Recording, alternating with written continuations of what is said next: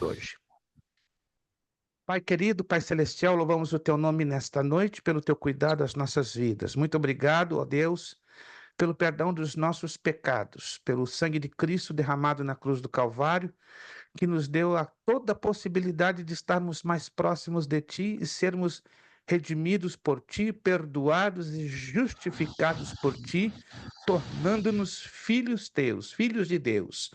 Pai, obrigado pelo privilégio da vida, da saúde, apesar de que nesta vida estamos passando por momentos tanto de lutas e provações, como também de vitórias e de triunfos, mas é tudo para a tua honra e para a tua glória.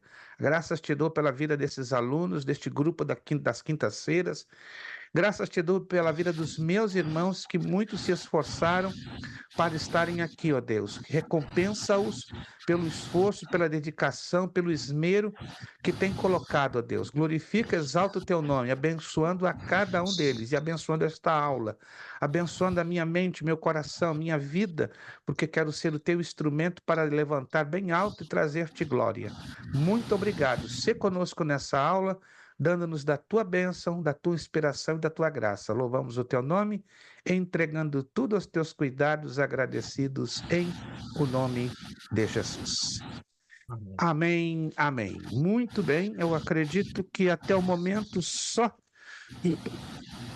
o irmão Damião e a irmã Fabiana não se encontram presentes. Curioso, né? A irmã Fabiana sempre, né, nos avisa de alguma eventualidade. A irmã Aline também teve uma situação emergencial, não vai poder estar conosco. Aqui temos nossa irmã Angélica Bonjour, Angélica Freire. Damião até agora não apareceu. O irmão Ednilson está aqui conosco.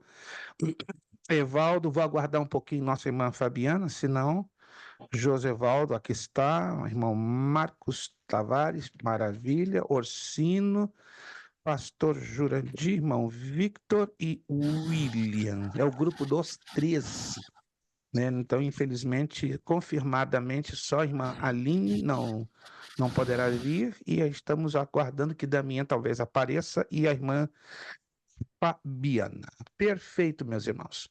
Vamos então hoje para o derramamento das taças da ira de Deus, né? Então agora vamos entrar de cabeça na grande tribulação. A título de orientação, página de número 25. Página de número 25. Se me lembro bem, porque eu geralmente assisto o vídeo de cada aula 2 vezes, né? Algumas aulas eu consigo, né, pelo meu tempo que é um pouquinho apertado, eu consigo assistir 3 vezes. Mas me corrija, de repente, o Josevaldo, né, porque essa abordagem foi feita pelo Josevaldo na última aula, né? Não sei se alguns de vocês se lembram, acredito que o Josevaldo vai se lembrar.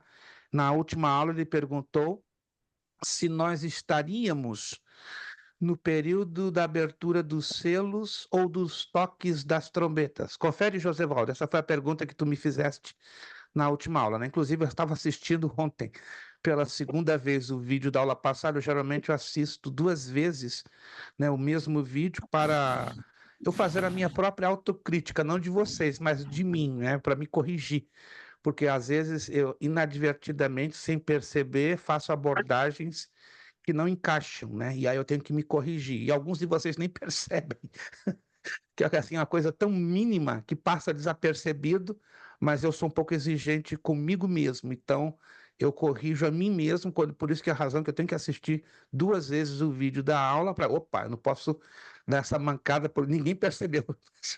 Vou perceber se eu repetir pela segunda ou pela terceira vez. São coisas sutis, né, que na verdade a gente não percebe, mas a pergunta do Josevaldo foi essa: se nós estaríamos hoje no tempo da abertura dos selos ou do toque das trombetas? E a resposta que demos à luz da Bíblia, não. Para estarmos no tempo do toque das trombetas e no período da abertura dos selos, teria que já ter acontecido o arrebatamento da igreja e a ressurreição dos mortos. Então, não aconteceu ainda nem o arrebatamento da igreja e nem a ressurreição dos mortos, mas pela ordem bíblica, pela ordem cronológica, vai ocorrer na ordem bíblica, não na ordem que, infelizmente, ao longo dos anos tem sido ensinado, né? Arrebatamento, a manifestação do anticristo, e não. A ordem bíblica é a apostasia, como já estudamos em 2ª Carta aos Tessalonicenses, capítulo 2, versículo 3, depois a manifestação do filho da perdição, que vai se encaixar perfeitamente com Daniel 9, 24 a 27, né? Nós vamos estudar ainda um pouquinho sobre as 70 semanas de Daniel, certo? E aí sim, o acordo de paz entre árabes e israelenses que proporcionará a construção do terceiro templo.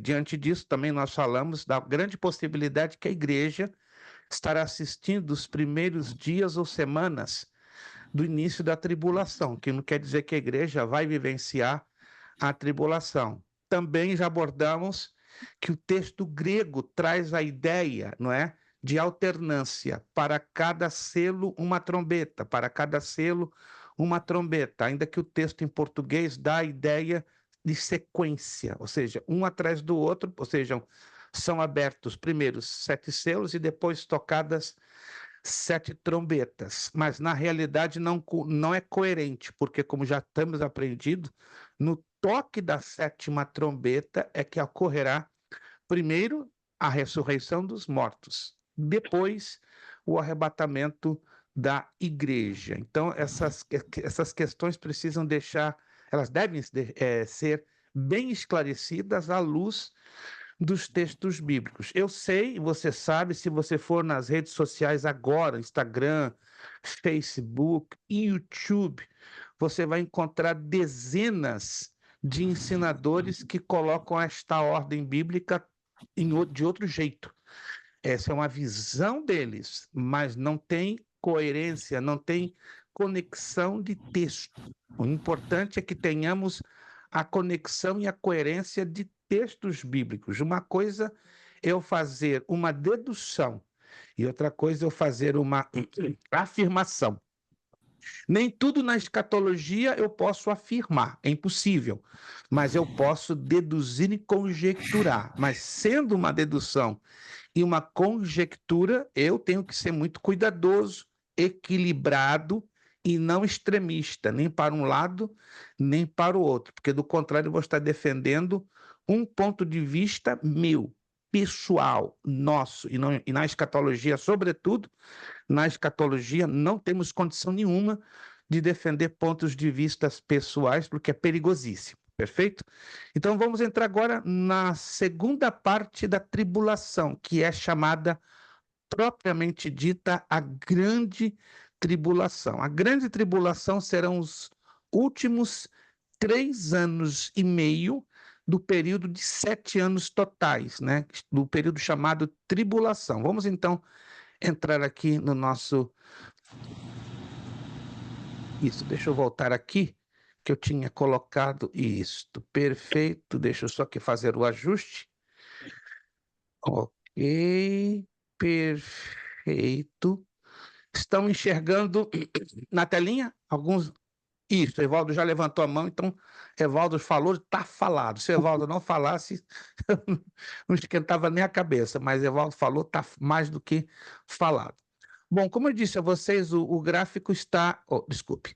O gráfico está em espanhol, porque eu não consegui um gráfico em português de forma apropriada, mas não é complicado nós entendermos, né? O que você vê aí de copas seriam taças, certo? Vamos lá.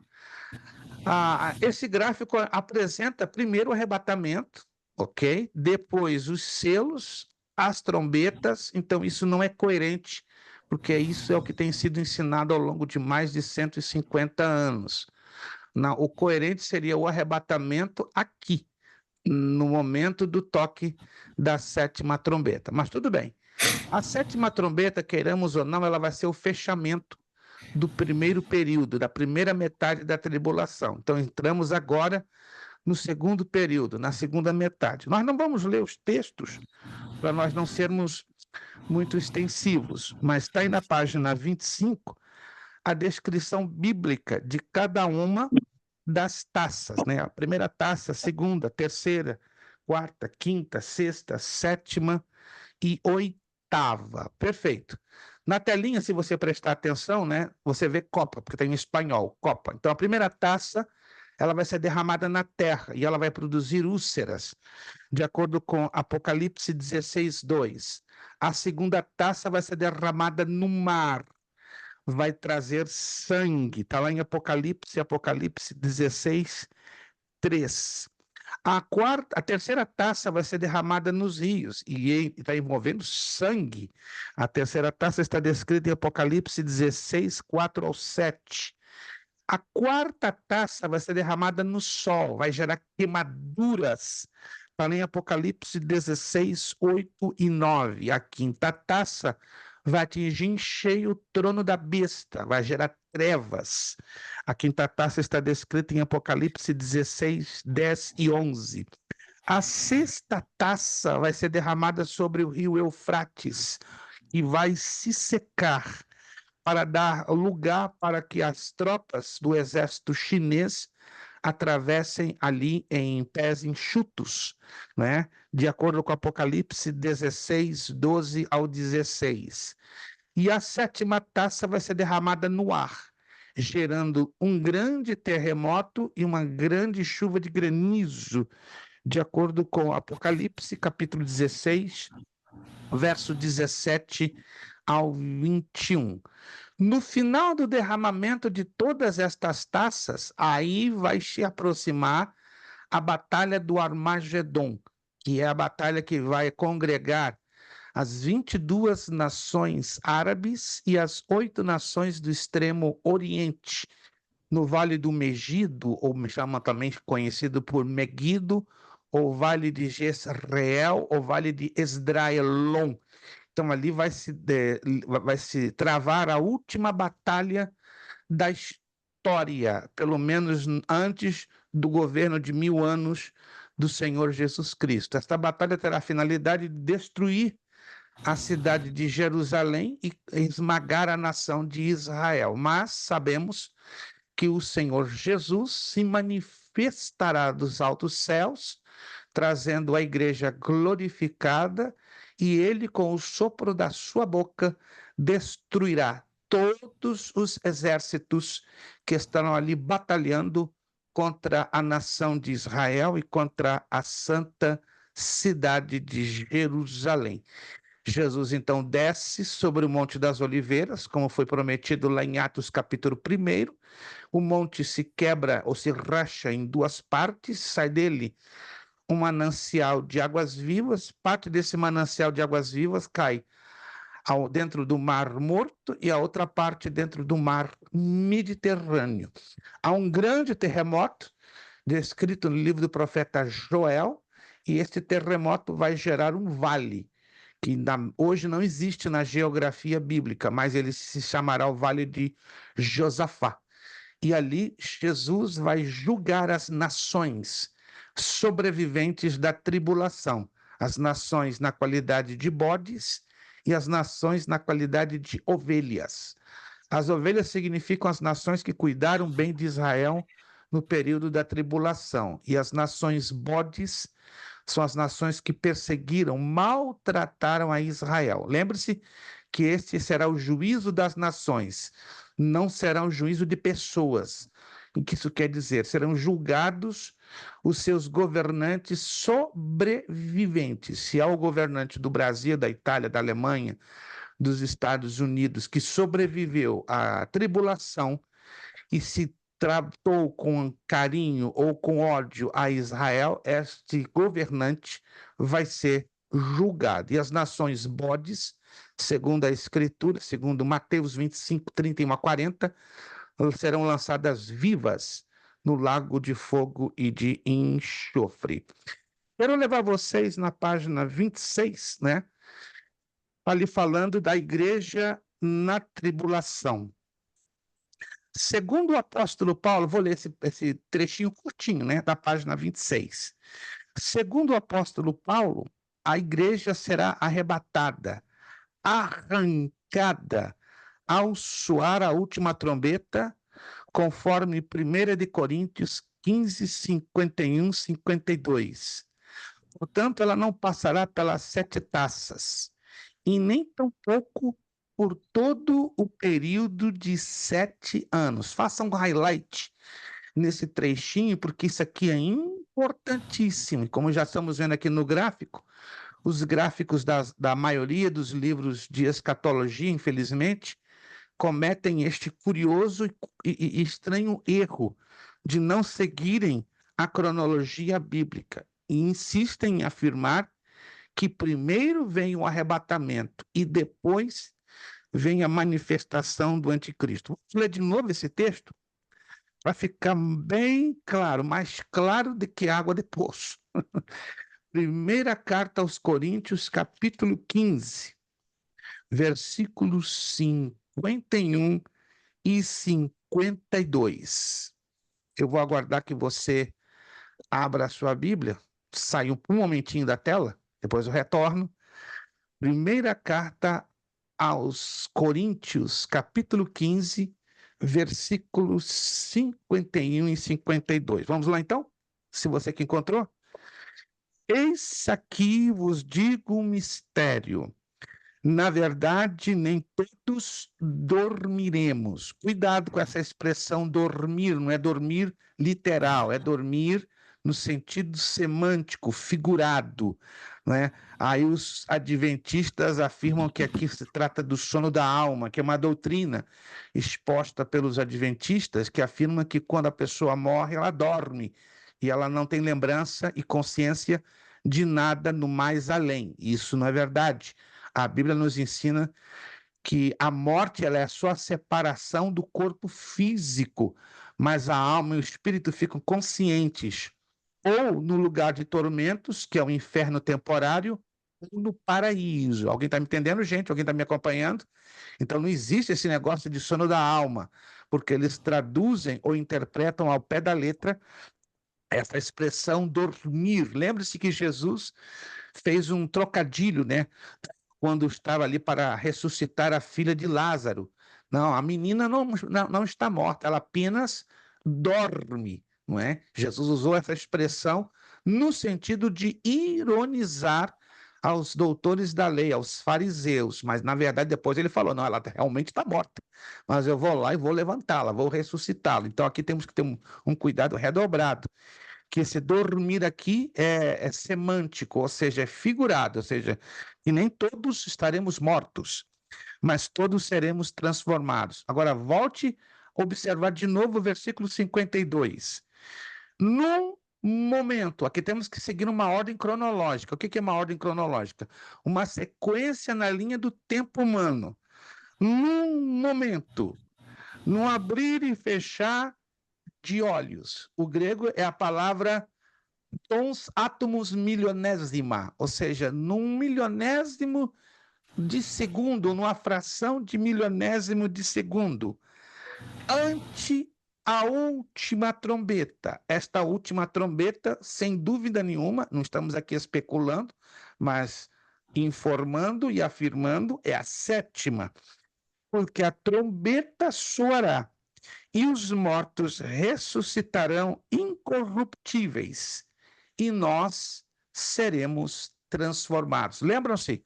Primeira carta aos Tessalonicenses, capítulo 4, verso 16 e 17, tem um teor, uma essência praticamente semelhante. Alguém está lembrado disso?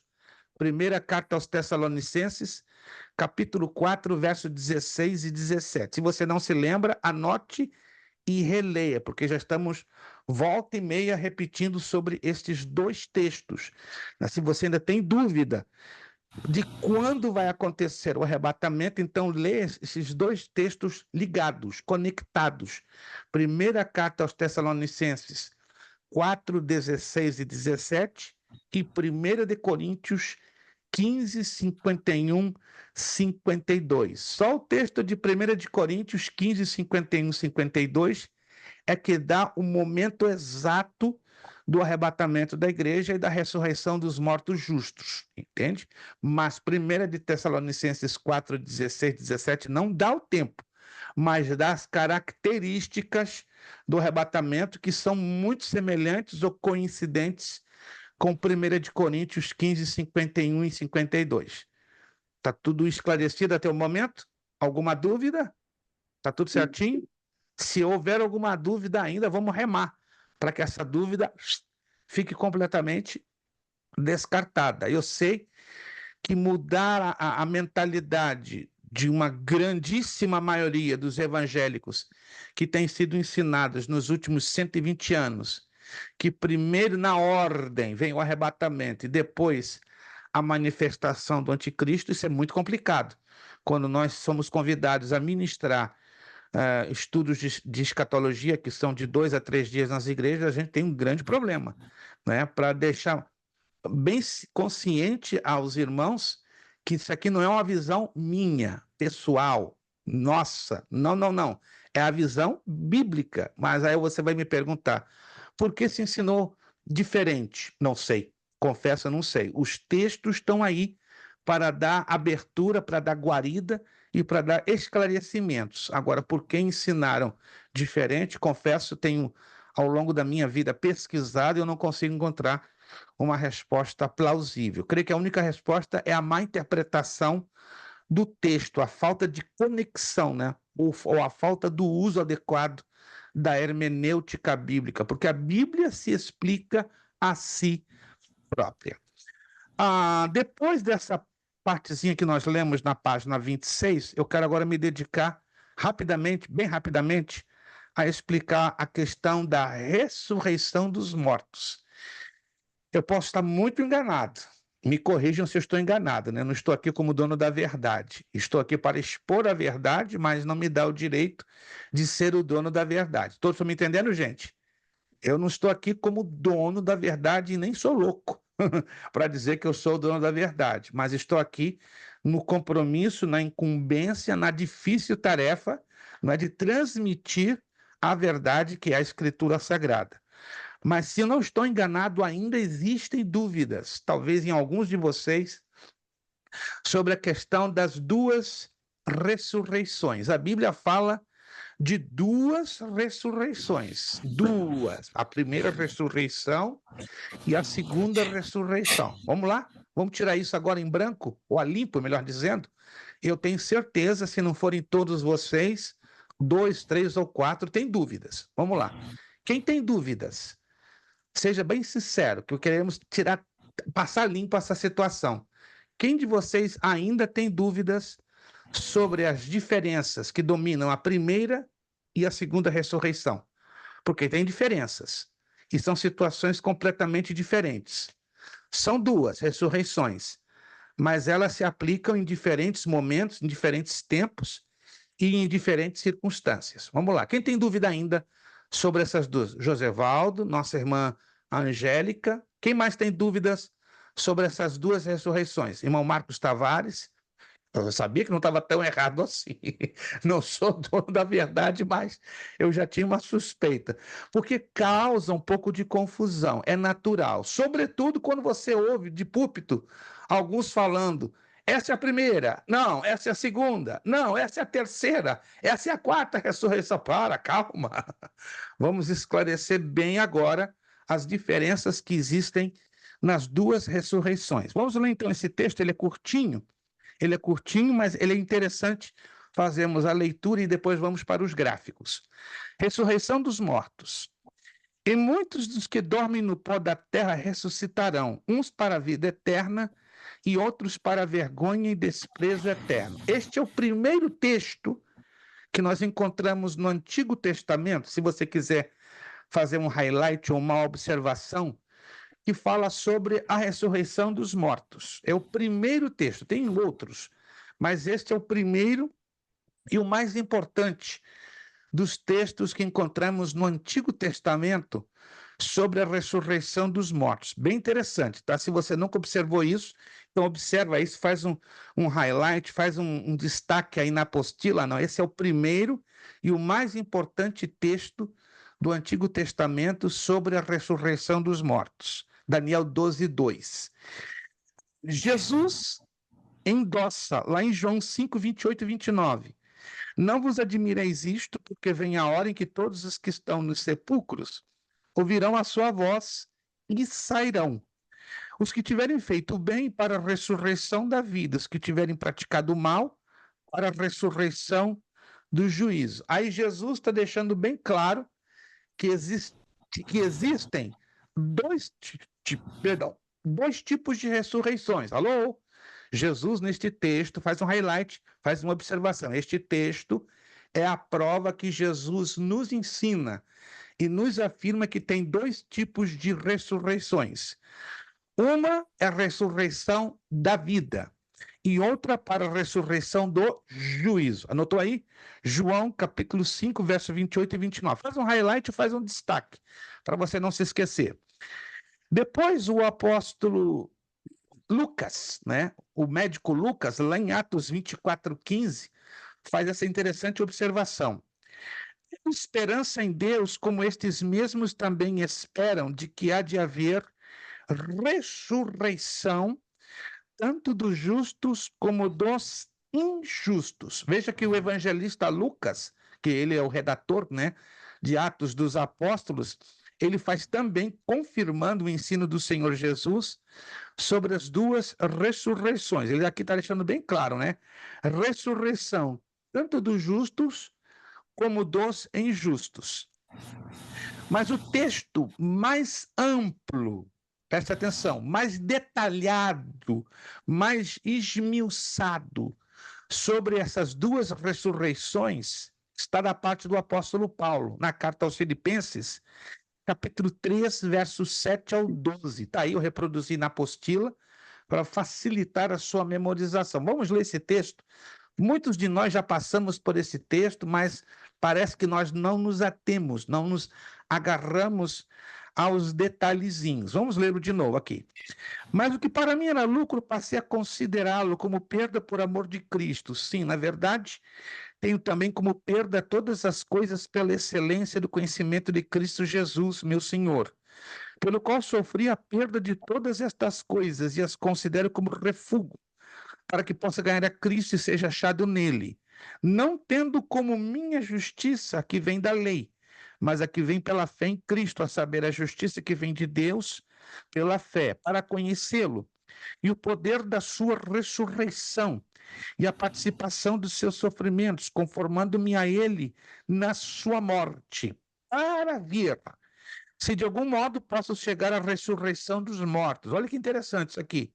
Não que já tenha alcançado ou que seja perfeito, mas vou prosseguindo para ver se poderei alcançar aquilo para o que fui também alcançado por Cristo Jesus. Então, de uma maneira bem curiosa, Paulo ele tenta debulhar, ele tenta esclarecer, né, sobre a questão destas ressurreições ou da ressurreição dos mortos.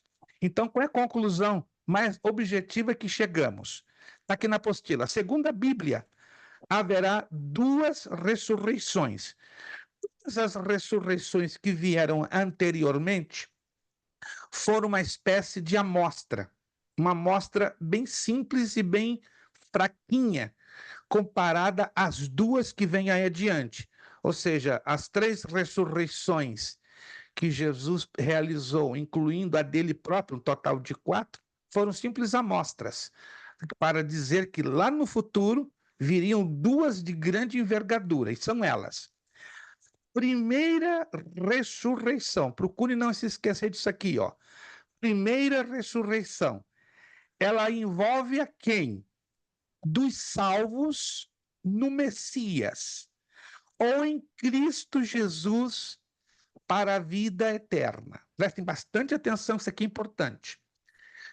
No Antigo Testamento, Jesus estava presente. Antigo Testamento. Quem sabe disto? Ou quem se lembra que no Antigo Testamento Jesus estava presente? Alguém se lembra disso? Só a irmã Angélica Bonju. Os demais parece que não se lembram. Quem se lembra que Jesus estava presente no Antigo Testamento? Vamos lá, que quero poucos alunos. Uau! Então quer dizer que existem algumas dúvidas. Vamos lá. No Antigo Testamento, Jesus estava presente. Jesus está presente em toda a Bíblia. Em cada um dos 66 livros, Jesus está presente. Agora preste atenção. Mas o nome, a manifestação de Jesus Cristo, só vemos nas páginas do Novo Testamento. Começa a partir do Evangelho de Mateus, aí vamos para Marcos, Lucas, João, Atos dos Apóstolos, as cartas de Paulo, as cartas gerais, até chegarmos no último livro do Novo Testamento, que é o livro do Apocalipse. Ou seja, o Novo Testamento, nos seus 27 livros, nos trazem, nos ensinam a revelação e a manifestação do Senhor Jesus Cristo. Estamos de acordo com isso? Sim ou não? Maravilha. Mas no Antigo Testamento, sim, vemos Jesus, só que é diferente. Em nenhuma página, em nenhum versículo, em nenhum livro, em nenhum local do Antigo Testamento, tenha isso em mente, aparece o nome Jesus Cristo. Não aparece, não aparece. Então, como é que nós vemos Jesus no Antigo Testamento? Através de duas formas que você vai identificar no Antigo Testamento, que vai de Gênesis ao profeta Malaquias. E quais são essas duas formas?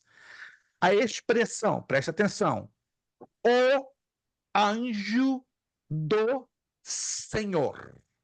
O anjo do Senhor. Não um. Não, não, não. Um é qualquer anjo, que a Bíblia não define, por isso que é um artigo indefinido. Mas é o anjo. E outro detalhe, a palavra Senhor aparece todinha em capital letters, ou seja, em letras maiúsculas. Vamos a uma demonstração lá no livro dos Salmos. Livro dos Salmos, deixa eu ver aqui direitinho. Às vezes me foge a memória. Aonde está o anjo do Senhor no livro dos Salmos? Só um momentinho, vou chegar lá. Salmo 34. Salmo de número 34, por favor. É só uma demonstração. Tem várias referências no Antigo Testamento, várias, inúmeras. Aí seria interessante você ter uma concordância bíblica para descobrir. E não é complicado. Salmo 34, versos 7 ao 9. Quero que todos, por favor, tenham aí na sua Bíblia aberta o Salmo 34, versos 7 ao 9. Vou aguardar uns segundinhos para que você encontre o Salmo 34 e faremos leitura do verso 7, 8 e 9. Todos encontraram? Salmo 34. Salmo 34. Vamos lá. O anjo do Senhor acampa-se ao redor dos que o temem. Preste atenção. O não é um. O, artigo definido. Está aí na sua Bíblia? O, sim ou não? O, do Senhor. Na sua Bíblia, Senhor, está todas as letras em maiúsculas? Sim ou não? Então anota aí. Quando aparece anjo, o anjo, e Senhor, com todas as letras em maiúscula, está se referindo a Jesus Cristo. Porque no hebraico a expressão é Malak Yahweh. E a tradução ao pé da letra é o mensageiro que traz o rosto do Eterno. Oh, então vou repetir. A expressão o anjo do Senhor, a tradução no hebraico é Malak Yahweh. E a tradução ao pé da letra de Malak Yahweh quer dizer o mensageiro que traz a face, o rosto do Eterno ou do Senhor Deus. Vou lembrar vocês algumas manifestações do anjo do Senhor.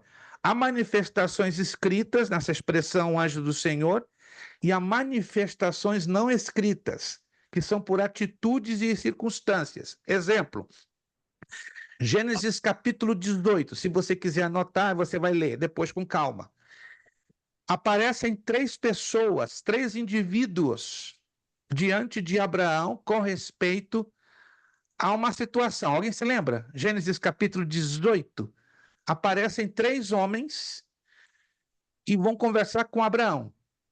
E um toma a palavra. Sobre que eles conversavam com Abraão? Sobre um assunto interessante. Quem se lembra? Que Sobre a Sara gravidez. ia gerar em torno de 1 ano e que a cidade iria ser destruída, Sodoma e Gomorra. Isto, exatamente, que a cidade de Sodoma e Gomorra seria destruída e, ao mesmo tempo, também sobre que Abraão e Sara seriam papais dentro de 1 ano. Agora, preste atenção, eram 3 indivíduos, só um tomou a palavra. Aquele que tomou a palavra, se você ler com atenção, vai descobrir quem era: o Senhor Jesus. Tanto que Abraão reconhece, dá honra àquela pessoa como fosse uma entidade superior. Josué capítulo 5, outro exemplo. Estou abrindo esse leque para ficar bem claro, isso aqui não pode ficar nenhum tipo de dúvida. Josué capítulo 5, anote aí, depois leia com calma. Você vai descobrir que Josué se confronta, se depara com um indivíduo com uma espada nua. E Josué pergunta: quem és tu? Um dos nossos ao nosso favor ou contra nós? E o que responde o indivíduo? Alguém se lembra? Aparece um indivíduo com uma espada nua, uma espada exposta. E Josué se assusta, claro. A cidade de Jericó estava para ser tomada nos próximos momentos. E aí, o que passou na cabeça de Josué? É um Ele fala camarada que lá ele de vem Jericó. como príncipe do Senhor, né? Isto. Eu venho como príncipe dos exércitos do Senhor. E o que acontece com Josué diante dele? Presta adoração. E a Bíblia nos ensina que nenhum anjo comum, anote isso, aceita sob hipótese nenhuma adoração. Opa! Mas aquele aceitou. Por quê? É Jesus. Ah! Jesus aceita adoração, porque ele é Deus. Um anjo não é Deus. Lembra-se lá na ilha de Patmos, quando João, o evangelista, tem a visão de um anjo, ele bum, cai prostrado aos pés do anjo. O que o anjo diz? Psh, não faça isso. Não faça. Levanta-te, adora a Deus, eu sou teu conservo, e com os que amam a Deus. Então, um anjo, por natureza própria, não vai aceitar, sob hipótese nenhuma, a adoração. Aí tem outros exemplos, né? Aquele anjo que se manifestou para o pai de Sansão, Manoá, que aceitou o sacrifício, esperou a mãe de Sansão trazer o esposo. Está aqui, ó, o varão que eu te falei. Aí fizeram um sacrifício, depois que veio o sacrifício, a fumaça encobriu, aí eles se deram conta: epa, vão morrer, porque nós vemos a face do Senhor. Aquele que apareceu falando com Moisés na sarça ardente, que lá na frente colocam na penha de uma rocha, e ele, Moisés, chega a vê-lo pelas costas. Tudo isso são manifestações, não é, do Senhor Jesus Cristo no Antigo Testamento. Então, entenda isso. Então, lá no Antigo Testamento, todos os profetas, os reis, muitos creram na pessoa do Senhor Jesus Cristo, porque a sua promessa estava ali, como o Messias, ou no hebraico, Machia. Essa expressão Machia, que é traduzido por ungido, aparece por mais de 180 vezes, de Gênesis a Malaquias. Interessante, mais de 180 vezes. Em outras palavras, o Antigo Testamento traz a ideia da esperança de que aquele que morresse na promessa do Machia, do ungido, já obteria a vida eterna. Tanto que na ressurreição dos mortos, ei, nós vamos conhecer a Moisés, vamos conhecer a Josué, vamos conhecer aos heróis do Antigo Testamento. Vocês creem nisso, irmãos? Que na ressurreição dos mortos nós vamos ver todos os personagens do Antigo Testamento. Não é só. Tem um pastor que diz: não, os personagens do Antigo Testamento vão ficar lá no inferno, só vão ressuscitar tudo novo. Que negócio é esse? Isso é um absurdo. Eu ouvi essa semana, num vídeo de Vamos ver 18 todos que minutos foram do YouTube. salvos, né? Sim, mas ele não acredita Sim. que os justos do Antigo Testamento vão ser ressuscitados. Ele não acredita. Uma coisa bem doida, bem louca. Mas Ele deixa isso acontece o que bem. com eles? Que vão ficar lá no lugar de tormentos, Os porque ele justos do Antigo Testamento vão ficar no Isto. local de tormento? Eu não vou passar esse vídeo para o irmão, porque é tão absurdo, mas tem centenas de pessoas fazendo assim, ó, para esse Mas pastor. ofereceram sacrifício, fizeram tanto de coisa para quê? Mas ele alega que no momento que não houve a manifestação de Jesus Cristo, a manifestação literal, eles não poderiam ter obtido a salvação. Olha que absurdo. Olha Pastor, que é absurdo. lícito dizer que quando Jesus morre e a Bíblia diz que alguns santos ressuscitaram, é lícito dizer que alguns ressuscitaram ali? Sim, é o que nós vamos falar daqui a pouquinho sobre isso. Entende? Alguns ressuscitaram ali, mas voltaram a morrer. Está lá em Mateus 27, 52. Nós vamos falar daqui a pouquinho sobre isso. Então, eu estou deixando isso bem claro, que a primeira ressurreição, ela vai envolver os salvos do Antigo Testamento que creram na promessa do Messias, ou do anjo do Senhor, ou do Machia, tá? Ou em Cristo Jesus, no Novo Testamento. Agora, preste atenção, isso aqui é importante, porque isso aqui causa confusão. A primeira ressurreição ocorrerá em 2 etapas. Pastor, que loucura, eu nunca ouvi falar disso, mas a Bíblia ensina. A primeira etapa, na ocasião do arrebatamento da igreja. Já lemos esses textos, ok? Que são os textos de 1ª Carta aos Coríntios 15, 50 ao 53 e 1ª de Tessalonicenses 4, 13 ao 17. Mas tem a segunda etapa. Que segunda etapa é essa? Eu nunca li na minha vida. Então você vai ler agora de novo. Você já leu comigo, mas vai ler de novo para ficar bem guardado na sua memória. E você anote aí.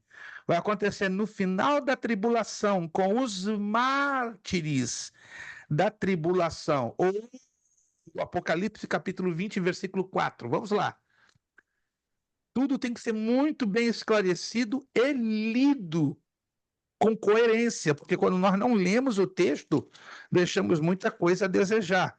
Apocalipse capítulo 20, versículo 4. Anote, isso aqui é importante demais. E vi tronos, e assentaram-se sobre eles aqueles a quem foi dado o poder de julgar. E vi as almas daqueles que foram degolados pelo testemunho de Jesus e pela palavra de Deus, preste atenção, e que não adoraram a besta, nem a sua imagem, e não receberam o sinal na testa nem na mão, e viveram e reinaram com Cristo durante 1000 anos. Tem uma tradução que diz, e reviveram. Tem outra tradução que diz, e ressuscitaram. Dá no mesmo. E reinaram com Cristo durante 1000 anos. Eu estico para o versículo 5. Ó, me acompanha, por favor. Apocalipse 20, versículo 5. Mas os outros mortos... Alguém está lendo? Alguém está me acompanhando aqui, por favor? Mas os outros mortos... Que outros mortos? Os ímpios. Não reviverão até que os 1000 anos se acabaram. E o texto está claro, ó. Esta é a primeira ressurreição. Então, deixamos claríssimo. Primeira ressurreição vai envolver os justos do Antigo Testamento e do Novo. E ela terá 2 etapas. A primeira etapa no momento do arrebatamento da igreja. Esta ressurreição, essa primeira etapa da primeira ressurreição, vai dar acesso ao céu, aos justos do Antigo e do Novo Testamento que ressuscitarão ali, primeiramente. E a nós que estivermos vivos, porque receberemos corpos glorificados. Aí esses justos ressuscitados e transformados sobem até os céus. Chegando aos céus, passarão a participar do tribunal de Cristo, receberão galardões e depois as bodas do Cordeiro, o que é a festa final. Enquanto isso, na terra, os 7 anos da tribulação. Depois que acaba a tribulação, lembre-se que na tribulação vão se converter ímpios. Na tribulação vão ficar crentes. Tanto esses ímpios que vão se converter, como os crentes que vão ficar, tá anotando? Alguns serão martirizados, mortos. Por quê? Porque darão testemunho que amam a palavra de Deus, darão testemunho que creem na palavra de Deus, e por isso não receberão o sinal aqui e nem aqui, e por isso serão mortos, serão martirizados. E o que vai acontecer com esse povão que creu no Evangelho, que testificou do Evangelho, sejam os ímpios que se converterão na tribulação, sejam os crentes que ficarão na tribulação, eles se perderão? Não, serão mortos, como já falei, e como o texto de Apocalipse 24 fala, pelo seu testemunho à palavra de Deus e se recusaram a receber a marca aqui e aqui, e por isso serão chamados mártires da tribulação. Quando a tribulação acabe, antes que comece o milênio, esse povão todo martirizado ressuscita. Com a diferença que não receberão galardões. Porque galardão não implica a salvação. A salvação implica em crermos no sacrifício do Senhor Jesus Cristo. Alguém está comigo, gente? Galardão não tem nada a ver com a salvação. Não tem nada, absolutamente nada. Se o camarada pensa que o galardão está ligado com a salvação, com a vida eterna, está completamente fora de lugar, porque a Bíblia não nos ensina isso. O galardão é o reconhecimento pelo esforço que eu e você na terra demos em prol da obra do Senhor. E a prova que galardão não tem nada a ver com vida eterna são os mártires da tribulação, que vão ressuscitar sem terem participado do quê? Do tribunal de Cristo, das bodas do Cordeiro, que ali é o local da entrega dos galardões, mas eles vão ressuscitar para a vida eterna. Compreenderam, então?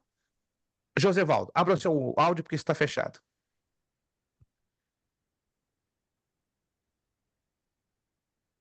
Ainda isto, abriu. Pastor, no versículo 4 do capítulo 20 de Apocalipse, os pós-tribulacionistas usam esse versículo como base, né, para Agora, eu não sei como eles conseguem encaixar esse versículo, porque não tem coerência nenhuma.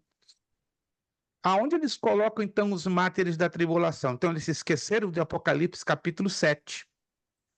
Eles esqueceram completamente. Vai lá no capítulo 7, lê com calma, com atenção, que ali fala do processo dos mártires da tribulação. Como eles são mortos pelo testemunho da palavra de Deus. E aí, eles são esquecidos? Eles são deixados como alienados? Não. Deus vai ter em consideração o testemunho dos mártires da tribulação. É interessante, né? Os pós-tribulacionistas, eles cometem o pecado de não usar hermenêutica. O que é hermenêutica? Nenhum texto pode ser explicado fora de contexto. Então, para o Apocalipse capítulo 20, ele é explicado por Apocalipse capítulo 7. Agora, se eu pego o capítulo 20 sozinho, isolado, e não entro no contexto do capítulo 7, aí é fácil eu defender uma tese minha, própria, pessoal, como os pós-tribulacionistas. Tu quer quebrar a perna de um pós-tribulacionista? Pergunta a eles, vem cá. E o capítulo 7 de Apocalipse, onde entra? Dentro do contexto. Porque nenhum texto pode ser explicado na Bíblia isoladamente do seu devido contexto. Aí o que o pós-tribulacionista faz? Ele engole, ele morde a língua, porque ele não consegue explicar a questão de texto e contexto, porque ele não leva em consideração a interpretação do texto bíblico através das regras básicas da hermenêutica, que é na base do contexto remoto, contexto imediato, contexto histórico. Nós já estudamos isso, né, na matéria de hermenêutica. Então, eles não levam em consideração isso, entende? Então, eles ganham popularidade porque eles ensinam de uma maneira muito soft, entende? Muito leve. Não exige com que o leitor ou o adepto a visão pós-tribulacionista faça a sua própria investigação, a sua própria leitura e a sua comparação de texto e contexto para, consequentemente, chegar à sua conclusão. Então, é muito fácil para um pós-tribulacionista, como um mid-tribulacionista, se valer de textos isolados. Agora, eu quero ver ele explicar dentro de contexto. Aí é um grande desafio. Eu não conheço nenhum nenhum pós-tribulacionista explicar textos da escatologia dentro de contexto apropriado, porque no momento que você explica o texto dentro de um contexto apropriado, cai por terra tanto a visão pós-tribulacionista como a visão midi-tribulacionista. Já se você pega a visão pré-tribulacionista, ela é muito mais coerente. Por quê? Porque vamos encontrar mais de 180 textos que se encaixam assim, um dentro do outro. É como fosse um gigantesco quebra-cabeça, que vão se encaixando, encaixando. Um texto confirmando a veracidade do outro texto. Já um pós-tribulacionista e um midi-tribulacionista não vai ter essa facilidade, não. Ele vai quebrar a cabeça para conseguir contextos, porque não existe contexto para apoiar nem o mid e nem o pós-tribulacionista. É o que mata. E eles ficam irritados. Quando você pede a eles, me prova com contexto, eles entram em parafuso, uma coisa, e começa a gaguejar, começa a ficar nervoso, e até dá murro na mesa. Já o pré-tribulacionista já tem como sair fácil, porque ele vai lançar a mão, não é, da interpretação do texto pelo contexto. Irmão Vitor. Pastor, essa morte aí que fala nesse capítulo 7 do Apocalipse, tem alguma especificação de como será? Ou será uma morte rápida, sem dor, ou será uma tortura? Para que venha Acredita-se pelo aceitar o texto. selo, a marca. Acredita-se pela leitura do texto e pelo contexto que vai ser na base da tortura. Eu não vou ler muita coisa, vou ler só um trechinho do capítulo 7. Só um trechinho, Apocalipse capítulo 7. Vamos lá rapidamente? Só para ficar um pouquinho claro. 7:9. Apocalipse capítulo 7, versículo 9. Isso porque eu estou falando sobre o esclarecimento das duas ressurreições, que infelizmente causa uma dificuldade gigante. Irmão Marcos teve que se ausentar, teve alguma dificuldade no meio do caminho, mandou aqui uma mensagem só para os irmãos saberem, porque ele desapareceu da tela, ele teve uma situação de emergência, então ele teve que se ausentar. Perfeito, ele justificou. Apocalipse capítulo 7, versículo 9. Depois destas coisas olhei e eis que uma multidão, preste atenção que isso aqui é interessante, a qual ninguém podia contar, de todas as nações, tribos e povos e línguas, que estavam diante do trono e perante o Cordeiro, trajando vestes brancas e com palmas nas suas mãos. Versículo 10. E clamavam com grande voz, dizendo, salvação ao nosso Deus que está sentado no trono e ao Cordeiro. Versículo 11. E todos os anjos que estavam ao redor do trono e dos anciãos e dos 4 animais, e prostraram-se diante do trono sobre o seu rosto e adoraram a Deus. 12. Dizendo amém, louvor e glória e sabedoria e ações de graças, e honra e poder e força ao nosso Deus para todo sempre. Amém. 13. E um dos anciãos me falou dizendo, estes que estão vestidos de vestes brancas, quem são e de onde vieram? 14. E eu disse-lhe, Senhor, tu sabes. E ele disse-me, estes são os que vieram de grande tribulação, lavaram as suas vestes e as branquearam no sangue do Cordeiro. Por isso estão diante do trono de Deus e os servem de dia e de noite no seu templo, e aquele que está sentado sobre o trono os cobrirá com a sua sombra. Nunca mais terão fome, nunca mais terão sede, nem sol, nem calma alguma cairá sobre eles. Porque o Cordeiro que está no meio do trono os apacentará e lhes servirá de guia para as fontes de águas da vida, e Deus limpará os seus olhos toda lágrima. Então, no verso 14, respondendo ao nosso irmão Vitor, a expressão, estes são os que vieram de grande tribulação, né? A expressão grega é megathiplis. Quando você traduz essa expressão grega, aqui no português aqui diz grande tribulação, megathiplis, traduzido do grego é grande esmagadura ou grande tortura. Interessante, né? Quando você traduz a palavra tribulação do grego, é a palavra grega thiplis. Thiplis ele é traduzida como esmagadura ou espremedura ou tormento ou tortura. Então, pelo texto grego, subentende-se que esse povo passará por uma tortura enorme, claro, porque estão confessando Jesus como seu Senhor e Salvador. Estão me acompanhando? Vão negar receber o sinal aqui e aqui. Então, eles vão ser pressionados aqui a negarem a Jesus. E qual vai ser o elemento? Qual vai ser a atitude, o procedimento mais coerente para fazer um servo de Deus negar a Jesus? A tortura.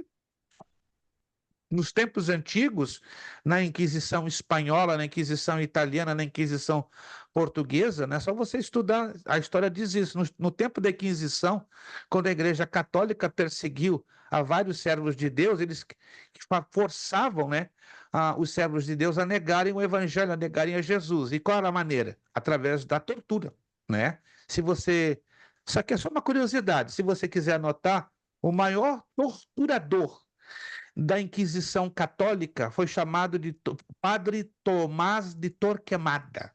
Se você procurar lá na internet sobre Tomás de Torquemada, anota esse nome, você vai ficar impressionado.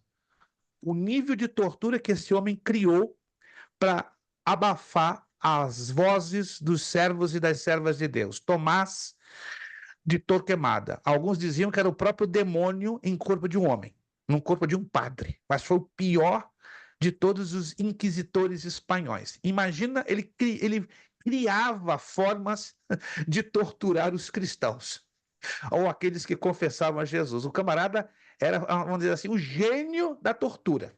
Ele criou modalidades de tortura que nunca antes ninguém havia imaginado. Porém, Tomás de Torquemada o fez e deixou uma marca sangrenta e terrível, negra, na história da Inquisição espanhola. Nada comparado ao que fará o anticristo. O anticristo vai dar de goleada de Adolf Hitler, de Tomás de Torquemada, de todos esses vilões que apareceram ao longo da história para destruir o passo da igreja vitoriosa do Senhor Jesus Cristo. Está explicada bem a primeira ressurreição? Alguma dúvida? Está bem explicadinho? Vamos passar para a segunda? Aí já vai desaparecer toda a dúvida.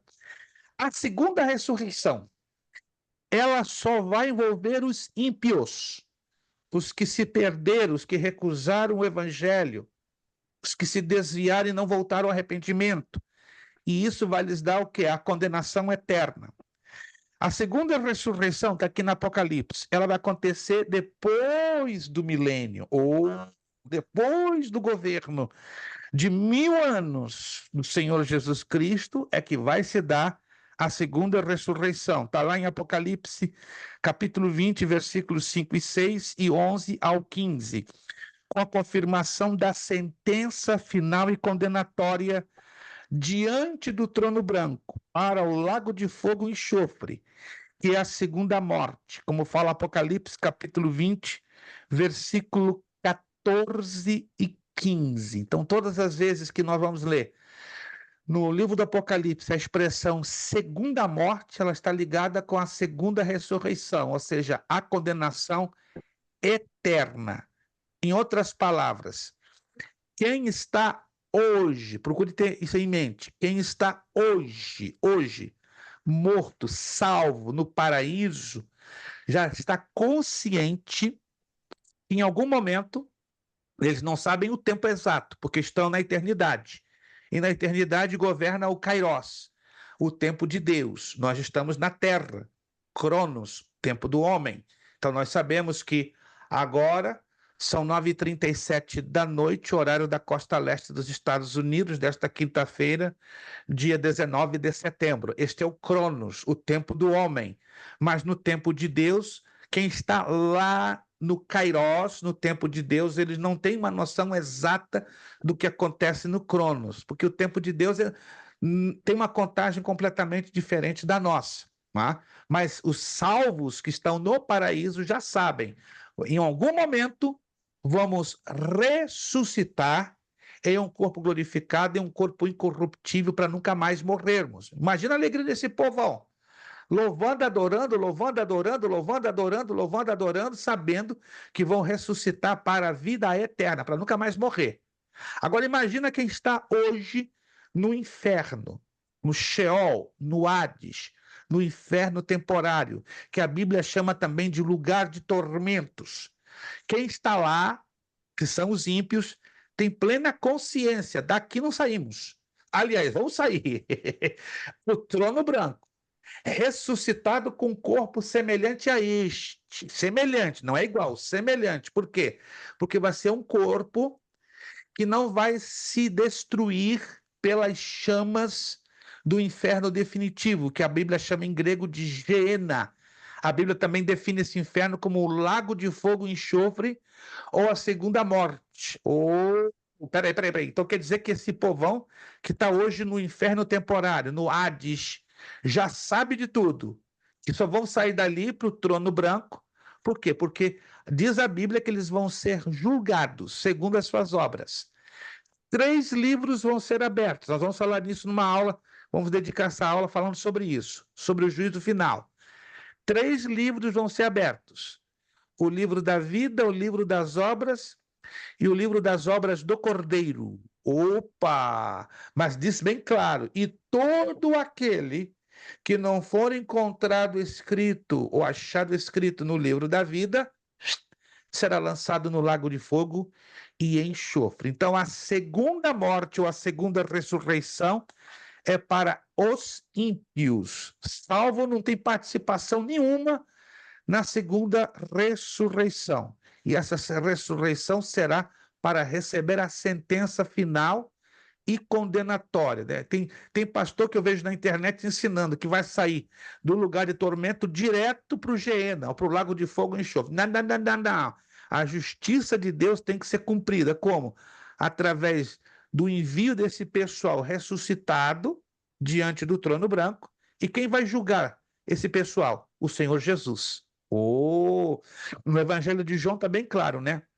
O pai deu autoridade ao filho para que julgue. Não vai ser o pai, vai ser o filho que vai julgar aos ímpios no trono branco. E eles, ressuscitados com o corpo à semelhança deste corpo, serão enviados ao lago de fogo e enxofre. Detalhe, o corpo será semelhante, mas repito uma vez mais, ele não será consumido pelas chamas do inferno final ou do inferno definitivo, mas todas as pessoas que serão ali lançadas sentirão o tormento da dor, daquela queimadura que nunca se acaba.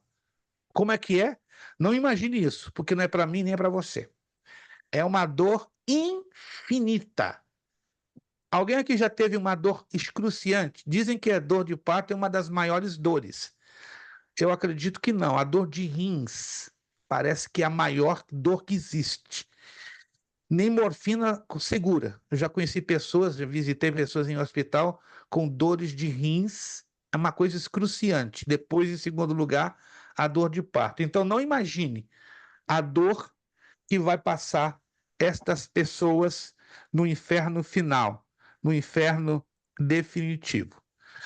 Alguma dúvida ainda ou alguma pergunta dentro dessa base que nós estamos aqui trabalhando sobre as 2 ressurreições? Ou está bem esclarecido? Olha de novo, pastor. Vamos lá. Não pode Ficou ficar dúvida. confuso um negócio aqui. O senhor falou Vamos assim, lá. que vão ter os três livros. É o que diz a Bíblia. Nessa segunda ressurreição, quem tiver com o nome no livro pode ter uma chance de ser salvo? Não compreendi. Não. Porque o senhor fala que todos têm plena convicção que vai ser condenado. Mas entenda, os livros vão confirmar somente. Os livros têm o objetivo de confirmarem a justiça de Deus. Entendi. Esses livros são o registro na eternidade da justiça de Deus. Deus seria injusto se não tivesse esse registro em algum lugar. Então vai ficar isso bem claro a anjos, demônios, aos salvos e aos perdidos, que a justiça dele tem um registro. Parte do registro da sua justiça está aqui, ó. É uma parte, é só uma parte.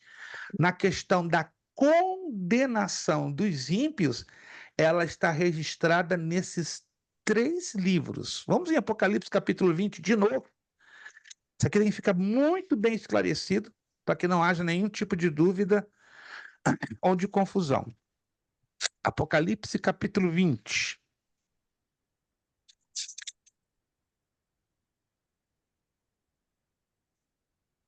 Apocalipse capítulo 20. Versículo de número 4. Vou ler de novo esse texto. E vi tronos e assentaram-se sobre eles e aqueles a quem foi dado o poder de julgar. E vi a alma daqueles que foram degolados pelo testemunho de Jesus e pela palavra de Deus e que não adoraram a besta nem a sua imagem e não receberam um sinal na testa nem na mão e viveram e reinaram com Cristo durante 1000 anos. Perfeito. Versículo 5. Mas os outros mortos não reviveram até que os 1000 anos se acabaram. Esta é a primeira ressurreição. Versículo 6. Bem-aventurado e santo aquele que tem parte na primeira ressurreição. E sobre estes não tem o poder a segunda morte, mas serão sacerdotes de Deus e de Cristo e reinarão com ele 1000 anos. Aqui está falando da primeira ressurreição, dos justos. Versículo 7. E acabando-se os 1000 anos, Satanás será solto da sua prisão e sairá a enganar as nações que estão sobre os 4 cantos da terra, Gog e Magog, cujo número é como a areia do mar, para juntar em batalha. Versículo 9. E subiram sobre a largura da terra e cercaram o arraial dos santos e a cidade amada, mas desceu fogo do céu e os devorou. Aqui vai ser a derrota final de Satanás e dos seus seguidores no final do milênio. Vamos falar sobre isso numa aula sobre o milênio. E o diabo, preste atenção aqui, que os enganava, foi lançado no lago de fogo e enxofre, onde está a besta e o falso profeta. Foram eliminados? Não.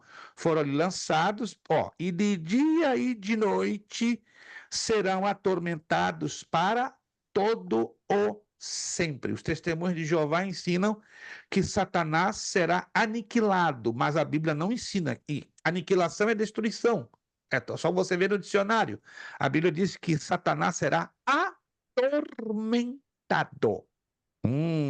Versículo 11, atenção aqui agora, versículo 11.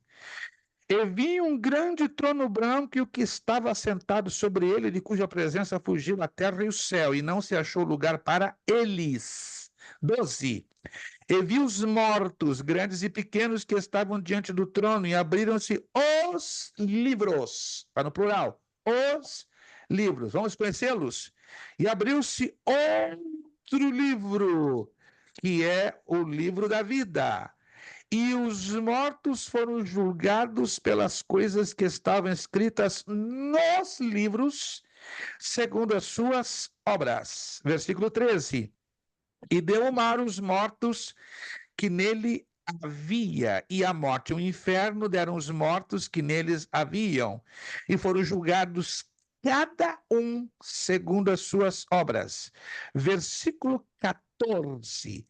E a morte e o inferno foram lançados no lago de fogo. Loucura!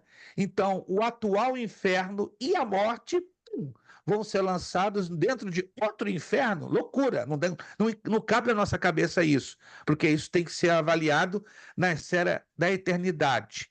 Versículo 15.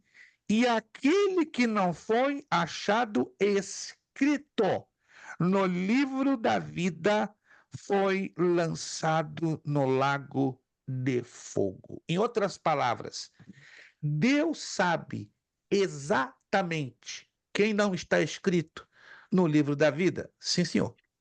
Ele já sabe. Pode ser um crente, começou crente, caminhou como crente, viveu como crente, mas no meio do caminho apostatou da fé, se desviou, endureceu seu coração, a ponto da sua mente chegar à cauterização. Deus quis isso? Não. Deus poderia interferir nisso? Não. Por quê? O livre-arbítrio. Porque se ele fizesse isso, ele teria que ter feito isso lá no Éden, interferindo com a decisão de Adão e Eva. Alguém está me acompanhando, irmãos? Alguém está me acompanhando? Deus sabe exatamente, que Deus nos guarde, nos ajude, tem de nós misericórdia. Mas quem de nós aqui vai chegar até o fim? E quem de nós não vai chegar até o fim? Calma, tranquilo. Nós estamos batalhando para juntos, com a graça de Deus, chegarmos até o fim. Mas Deus sabe exatamente quem de nós, definitivamente, vai chegar até o fim. É um negócio que dá um certo temor, um certo medo, entre aspas, sim. Porque nenhum de nós somos infalíveis, nenhum de nós somos insuperáveis. A Bíblia mesmo diz, quem está de pé, olhe para que não caia. E o que tem de gente hoje caindo, meu Deus, misericórdia. Então, nenhum de nós somos melhores do que ninguém. Alguém está me acompanhando, gente? Temos que estar agarrados com Jesus, temos que estar agarrados com a sua palavra, temos que estar agarrados na sua graça, pedindo sua misericórdia. Senhor, eu não sou melhor do que ninguém. Hoje eu estou aqui de pé na tua presença, mas e amanhã? Se eu não vigio, se eu não cuido, se eu não observo, se eu não estou agarrado à tua palavra, se eu não estou agarrado à tua pessoa, como é que é? Temos que fazer a nossa parte? Sim, senhor. Mas a minha graça te basta, disse o Senhor Jesus ao apóstolo Paulo, e o meu poder se aperfeiçoa na fraqueza. Então, resumindo, irmãos, Deus sabe exatamente quem está escrito no livro da vida. Ele sabe exatamente quem não está escrito no livro da vida. Eu ouvi esses dias num vídeo de um pastor que eu tive que rir. Irmãos, na entrada do céu tem um anjo com uma prancheta enorme. E esse anjo fica olhando para a terra e fica olhando para o trono. E aí o Deus diz: apaga o nome desse camarada aqui, ó, não vai entrar no livro da vida. Volta a escrever de novo, ele se arrependeu. Ei, apaga de novo, ele voltou a reincidir, ele voltou a se desviar da minha presença. Aí passa umas 3 horas, o pai lá do trono volta a escrever o nome dele. Senhor, toma uma decisão, apaga ou não apago? Como é que é esse negócio? E, gente, isso está no YouTube. Eu não vou passar esse vídeo, que é ridículo. É uma coisa estúpida, desculpa a expressão. É uma coisa que não tem pé nem cabeça. E o povo aplaudindo, é isso aí. Você se cuida, porque daqui a pouco o teu nome vai ser apagado ou vai ser reescrito. Irmãos, Deus já sabe. Não tem essa do anjo, apaga, reapaga, escreve, reescreve. Já está escrito lá. Quem está no livro da vida? Por fé, ó, não sou melhor do que ninguém, não. Por fé, eu já creio que meu nome está escrito no livro da vida. Por fé, não pelas minhas condições. Fora, estou fora. Se eu olhar para as minhas condições, o inferno é meu lugar. Mas por fé, eu creio que o meu nome já está escrito no livro da vida. Vamos lá. Não quero colocar ninguém contra a parede, não. Quem crê que seu nome já está escrito no livro da vida? Olha lá, pastor Jurandir. Eu levanto os 2 braços, se possível, levanto até as 2 pernas. Irmãos, eu não sou nada. Eu não sou ninguém. Quem me conhece sabe quem eu sou. Eu sou um dependente de Jesus Cristo. Dependo da misericórdia, da graça dele 24/7. Mas eu falo com convicção. Meu nome está no livro da vida. Eu tenho falado com Deus. Deus, eu vou chegar no céu. Zerado de galardão. Não estou nem aí com galardão. Eu quero é chegar. Se for o caso, eu jogo fora todos os galardões que eu tinha que receber. Chuto um por um. Dou até para o irmão Edmilson. Se o irmão Edmilson quiser o meu galardão, eu dou para ele. Reparto com o irmão Vitor, reparto outra porção com a irmã Angélica Freire, dou alguns dos meus galardões para a irmã Angélica Bonjú, dou de graça para o José Valdo, não vou cobrar nada. Para o pastor Jurandir, eu dou 10 galardões. Eu não quero saber de galardão, irmãos. Recebo. Recebe? Então recebe. Eu quero é chegar. Tem muita gente que se enlouquece. Não, eu preciso de galardão. Irmãos, amém. Se eu e você vamos ganhar galardão, glória a Deus. Mas o objetivo da nossa salvação não é olhar para o galardão. Eu conheço pastores, não. Eu chegar lá em cima, eu tenho que fazer isso aqui, ó. Porque eu sei que eu tenho que ganhar isso, isso, isso. O mais importante galardão, pelo menos eu vejo na Bíblia, é nós chegarmos no céu, salvos. Pronto, finalizou. Para mim é maravilhoso saber que conseguimos em Cristo Jesus vencermos a mais difícil prova, que é sair desta terra aprovados e chegarmos na presença de Deus. Amém? Solucionada a dúvida das ressurreições? Ok, maravilha. Irmã Angélica Freire, solta, por gentileza. Então, as pessoas que foram salvas, elas vão ser arrebatadas na primeira ressurreição. E algumas, elas vão ser martirizadas, quer dizer, mortas na segunda, antes da segunda ressurreição. E aqueles que chegarem ao final da ressurreição é porque eles já estão vivendo o inferno aqui, já estão sendo condenados. No caso, esse milênio, esse 1000 anos, vai ser 1000 anos de muita dificuldade, muita luta, ou não? Não, muito pelo contrário. Calma, tranquila. O milênio vai ser um período de tremenda prosperidade, paz, que o planeta Terra viverá, porque Jesus Cristo será o governante mundial. Ele vai se assentar no trono de Jerusalém para governar o planeta Terra. O milênio vai ser marcado pelo final dos governos humanos. As nações vão existir, obviamente, algumas nações vão continuar existindo, nem todas existirão, algumas serão eliminadas no julgamento das nações. Nós vamos falar sobre isso em uma próxima aula, certo? E algumas vão estar ali presentes, né? Quem sabe o Brasil, Itália, Estados Unidos, Grã-Bretanha, França, etc. Só que não vão ter os presidentes, vão ter os governadores locais. Mas quem serão os governadores locais? Serão os servos de Deus, porque diz a Bíblia que ele nos salvou para estarmos na condição de reis e sacerdotes. Lembre-se que rei fala de governo, sacerdote fala de intercessor, de mediador. certo? Então, acredita-se, né? Isso é uma teoria, não é uma afirmação, que os galardões, quando forem serem dados lá no céu, é para qualificar na terra o tipo de trabalho que alguns cristãos vão ter. Alguns crentes vão ser sacerdotes e outros, de acordo com o seu galardão, serão reis. Isso é uma teoria, não é uma afirmação, baseada em vários textos que encontramos no Novo Testamento. Agora, no milênio, teremos sim Jesus como o único governante mundial. A cabeça do governo será da parte de Jesus Cristo. E sobre a nação de Israel, vamos falar sobre isso com alguns detalhes, né? Vai causar até um pouco de surpresa para alguns de vocês. Será o rei Davi ressuscitado, que ao lado de Jesus vai estar governando sobre a nação de Israel. Então, como é que vai ser o governo do milênio? O Pai Celestial governando sobre Jesus Cristo. Jesus Cristo governando sobre a igreja governando sobre Israel, e Israel governando sobre todas as nações do mundo. Mas a cabeça política, a cabeça administrativa de Israel será o rei Davi, o rei ressuscitado, tá? Porque há muitas promessas no Antigo Testamento dizendo que Davi reinaria sobre a nação de Israel no momento de glória e de poder do próprio Messias. E esse momento de glória e de poder do Messias vai ser no milênio, né? Um período de prosperidade, a maldição da terra vai ser removida.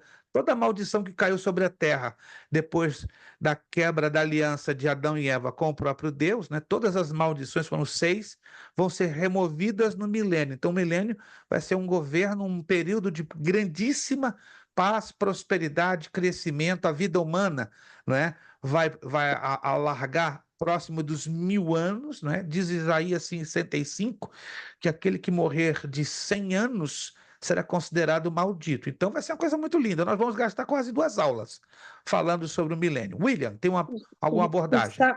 Pastor, os salvos, eles vão participar desse milênio? 100%. Já vou adiantar um pouquinho para a senhora já ter em mente.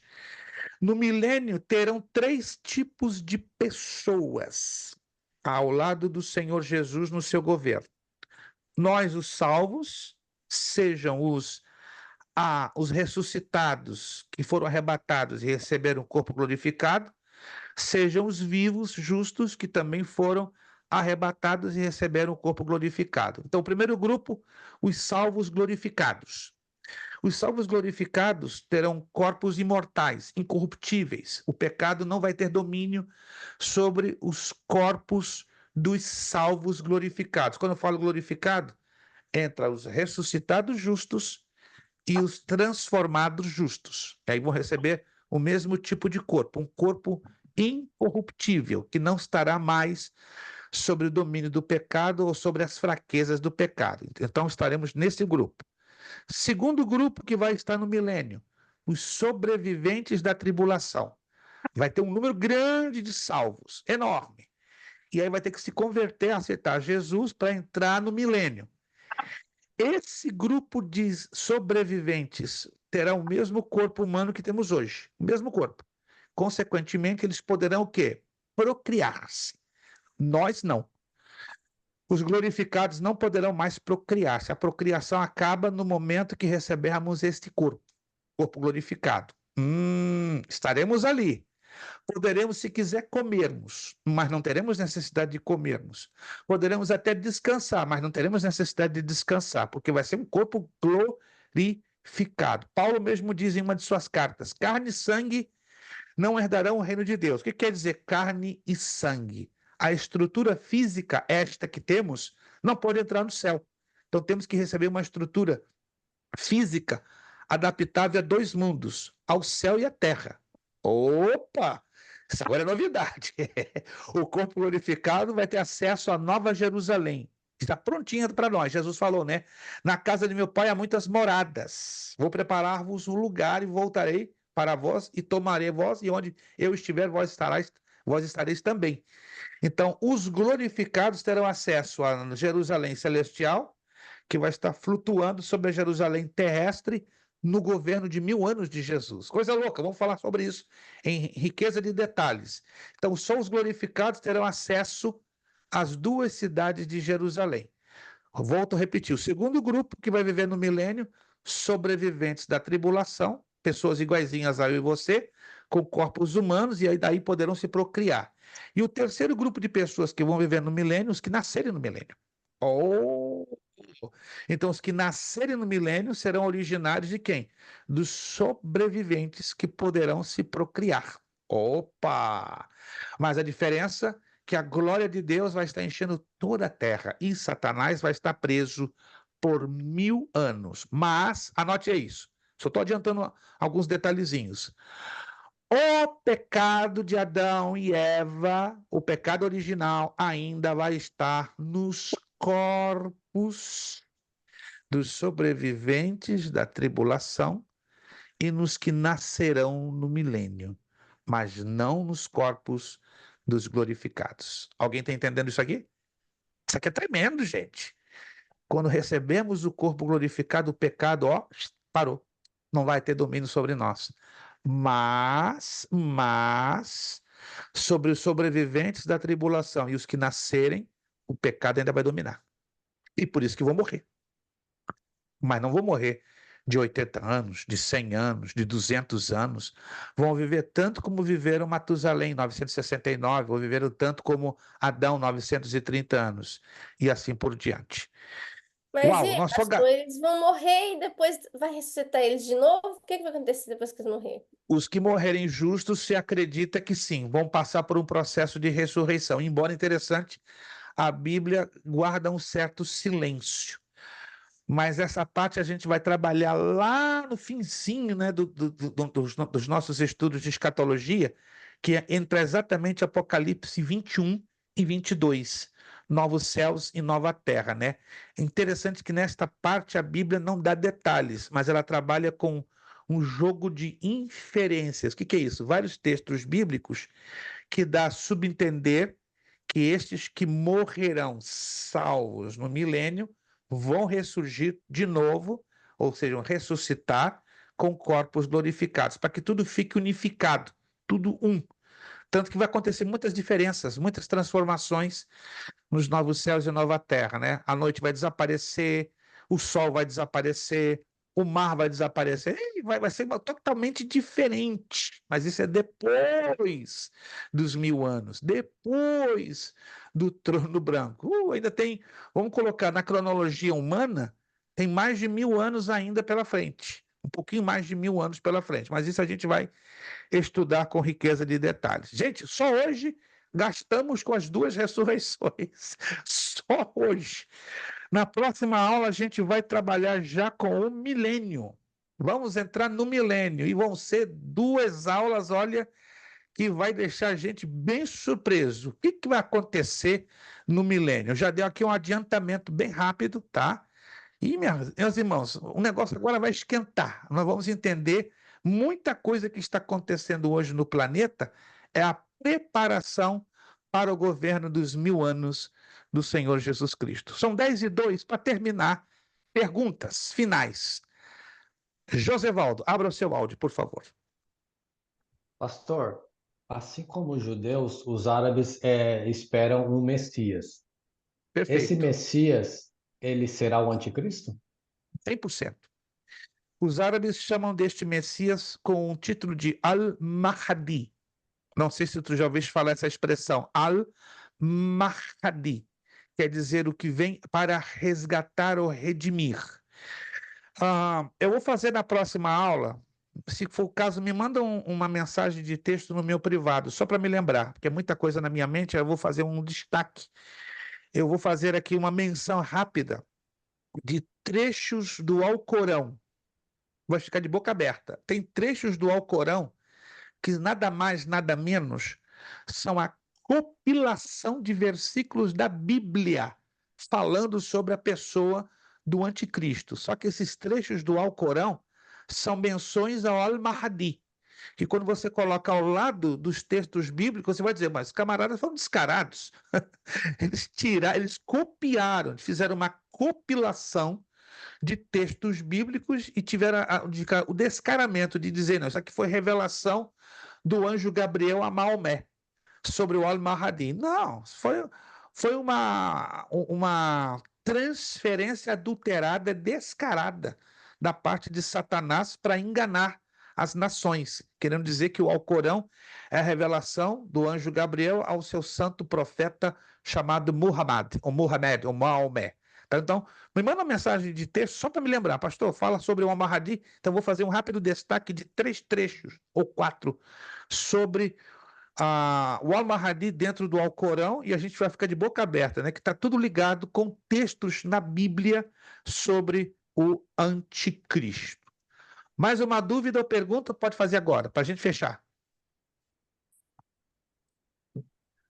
Pastor Jurandir, por favor. Pastor, só contextualizando essa disputa, digamos assim, esse rame-rame por parte dos judeus e árabes que a gente está vendo explode, guerra, invade, não invade. O que o senhor, um comentário, um Twitter do senhor sobre esse momento? Altamente crítico, perigosíssimo. Israel está à beira de uma rejeição internacional, ainda essa rejeição não aconteceu, anote isso, ainda não aconteceu, mas os últimos acontecimentos estão precipitando a realização deste fato.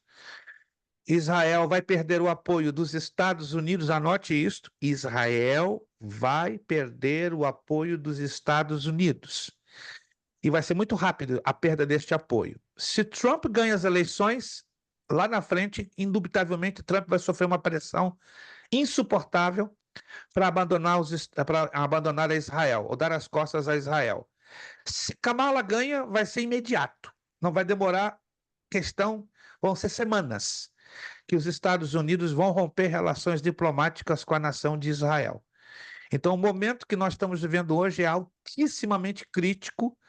A pressão internacional vai aumentar de forma exponencial para com que o planeta Terra inteiro dê as costas à nação de Israel. Definitivamente, o único e último país que vai dar as costas a Israel serão os Estados Unidos.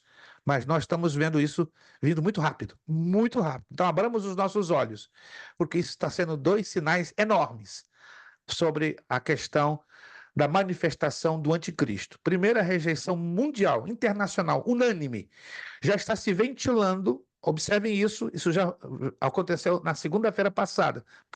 Poucos de vocês talvez observaram. Foi sugerido uma moção unânime na ONU para pressionar Israel a um cessar-fogo. Se não ocorrer esse cessar-fogo, vai haver uma condenação mundial de todos os países da ONU, por unanimidade, em rejeitar a nação de Israel, colocar Israel em xeque-mate. Então fique observando que provavelmente isso vai se desdenhar em questão de alguns poucos dias ou semanas. O mundo colocando as costas para Israel, só os Estados Unidos vai se manter ativo como seu último suporte, mas não por muito tempo. Ou com Kamala, ou com Trump, a pressão será insuportável e Israel vai ficar sozinho na história. E aí as coisas vão piorar mais ainda. E quando piorem mais ainda, quem vai entrar no cenário? O anticristo, fazendo o acordo de paz entre árabes e israelenses. Meu Deus, então o negócio está próximo demais, próximo demais. Não tem como dar previsões exatas, dias, semanas, meses. É um processo que hoje, infelizmente, não temos nenhuma condição de dar previsão de datas. Tudo pode acontecer assim. Ou tudo pode acontecer em questão de dias, semanas ou ainda meses, se arrastando esse terrível sofrimento ali na faixa de Gaza ou no Oriente Médio. Última pergunta da noite, para fecharmos, são 10h08. Ninguém mais? Maravilha. Próxima aula, então, nós vamos trabalhar em cima da temática milênio. Anote aí, milênio vai ser a temática que nós vamos trabalhar. Nós vamos gastar 2 aulas, praticamente falando sobre o milênio. Nós vamos voltar aos slides, né? O milênio você vai ver que vai ser um período de glória, que esse planeta vai passar por ele. E o que está acontecendo hoje no mundo, sobretudo no meio ambiente, né? Estão acompanhando a destruição dos incêndios que estão consumindo a Amazônia, a América do Sul, tudo está inclinando-se para uma destruição do meio ambiente, mas isso faz parte do projeto de Deus, da permissão de Deus, melhor dizendo, para que quando Jesus venha governar, tudo isto seja recuperado, tudo isto seja restituído. O meio ambiente está praticamente arrebentado. A camada de ozônio já alcançou ontem, segundo a NASA, 71% de destruída. O quê? 71% da camada de ozônio, pode pesquisar, já foi detectada como destruída. Os raios ultravioletas estão entrando com toda a sua potência diretamente na Terra. Isso já está provocando enfermidades, cânceres de pele de várias proporções em várias partes do mundo. Maranata, vem Senhor Jesus. E ele vem, irmãos. E ele vem, não vai demorar muito não, né? Então fique preparado, que o Senhor Jesus está às portas. Agradecemos aos irmãos que estiveram conosco, irmão Ednilson, irmão Evaldo, irmã Angélica Bonjú, Angélica Freire, pastor Jurandir, irmão Victor Josevaldo, William, obrigado pelo esforço que vocês dedicaram para estarem aqui hoje. Também quero agradecer a você, aluno, que já fez o pagamento da sua mensalidade de setembro. Muito obrigado. Se ainda não fez, tem até o dia 30 sem a multinha, tá bom? E se está com algum problema, só nos avisar. Pastor, está apertado esse mês, eu vou atrasar um pouquinho. É só avisar. Mas os que já fizeram, meu muito obrigado. Deus abençoe, recompense e prospere poderosamente a todos vocês. Vamos pedir ao nosso irmão Evaldo, abrindo o seu áudio, e ele vai... Não, hoje eu vou fazer diferente, o Evaldo está orando muito, vou fazer o William, né? Não, deixa quieto, descansa a garganta, Evaldo, vai ser o William. O Evaldo já orou esses dias, né? Então eu estou colocando ele muito na obrigação de estar orando. Quero ouvir essa voz bonita do William, que vai estar orando agora e agradecendo. Permitindo Deus, voltaremos com a nossa terceira aula do módulo 2 de escatologia, módulo 2, terceira aula, próxima quinta-feira, 26 de setembro, com a graça de nosso Deus. Nosso irmão William Carvalho, essa voz bonita de FM, né? A cidade de Tanto precisa conhecer essa voz bonita de FM, William Carvalho, tá? Agradecendo a Deus com uma palavra de oração. Minha voz é feia, né? Ele tá quase rachada, mas do William, meu Deus, né? Alguém tem que conhecer o talento que o William Carvalho tem e aí dar um trabalho para ele de locutor de FM evangélica. William, orando e agradecendo ao Senhor nosso Deus. Pai amado, damos graças, Senhor amado, por este momento precioso que nós tivemos aqui, onde podemos estudar a Tua palavra, Senhor amado. Graças te damos por esse acesso que nós temos, Senhor, e por cada Graças um te aqui damos. presente que tem buscado, Pai, o conhecimento das Suas Escrituras, Pai. Abençoa, Pai, proporciona que momentos como esse possam acontecer novamente, que possamos continuar estudando, Pai, a cada dia a Tua palavra, até o momento da Tua vinda, Pai. Abençoa, Pai, o esforço de cada um de estar aqui presente, Pai. E ao pastor Luiz Prestes, Pai, de estar aqui nos Aleluia. instruindo nos teus ensinamentos, Pai. Sei que nos cuide sempre, eu te peço mais uma vez, no teu santo nome. Amém. Rapidinho, dois avisos que eu estava esquecendo. O trabalho de homilética, lembra-se, segunda opção, alguns ainda não entregaram, mas eu vou deixar a data livre, que não demore mais de 2 meses. Se demorar 2 meses, aí pode complicar do meu lado para corrigi-lo, tá? Então, o trabalho de homilética, opção 2, quem não entregou, está livre. Mas não deixe passar mais de 2 meses. Anote aí, mais de 2 meses, vai me complicar para corrigir, aí você não vai ter nota. Então, por favor, os que ainda não entregaram, se esforcem de hoje a, no máximo, fazerem a transferência via WhatsApp ou e-mail, tá? Para que a gente possa, então, dar a sua nota e dar o fechamento da sua a nota de homilética. E o questionário de escatologia não deixa para novembro, não deixa. Começa já a responder as 94 perguntas, vai trabalhando em cima delas. Alguns, infelizmente, vão deixar para a última hora e aí vai dar problema para você e para mim, porque eu já estou com bastante coisa para corrigir, tá bom, gente? Só Conto um com a sua comentário. ajuda. Só um Sim. comentário aqui sobre as questões de homilética. Eu, pessoalmente, estava procrastinando, estava enrolando para responder as minhas questões, porque eu estava pensando que eram como umas 94 questões do trabalho Não. Eu de dei a opção escatologia. 2. Não, eu só estou avisando aos irmãos que talvez estejam pensando como eu, que são mais 94 questões, que aquilo ali vai tomar muito tempo para responder. 2 folhas, pessoal. Vamos lá, 2 responde folhas, rapidinho. exatamente. O Vida William que falou segue. tudo. 2 folhas. Se em 2 folhas você não consegue resolver o assunto, tá complicado o Tudo da negócio, né? Aí eu posso apostila, é fazer só milagre. procurar, ler, estudar direitinho, dá para Isso, não resolver tem o que mistério. E entender. você vai estar consultando a apostila, encontrando as respostas ali no olhinho do nariz. Não vai ter problema nenhum. Tá bom? Qualquer dúvida, qualquer pergunta que você tem me fazer, fique à vontade. Vamos terminar com o nosso lema: seriedade, Seriedade. Seriedade. compromisso, Compromisso. Compromisso. Compromisso. disciplina, Disciplina. Disciplina. seriedade, Seriedade. compromisso, Compromisso. disciplina. Disciplina. Seriedade, compromisso Seriedade, e compromisso disciplina. e Ô, povo disciplina. animado, é necessário que ele É cresça necessário que ele e que cresça eu e diminua. que eu É diminua. necessário que ele cresça É e que necessário eu que ele cresça e que eu diminua. diminua. É necessário que ele cresça É e que necessário que eu ele cresça diminua. e que eu E a diminua. Deus damos o quê? A honra, a A glória glória e e o o poder. poder. Ó, beijando o coração de vocês. Deus os abençoe. Ótima final de quinta-feira, ótimo final de semana. Uma abençoada semana. Vejo vocês quinta, 26 de setembro, se Jesus não voltar. Se voltar, já Amém. era. A festa lá do céu. Deus os Maranata. abençoe. Maranata. Ora vem, Senhor Jesus. Muito obrigado a todos. Pai do Senhor.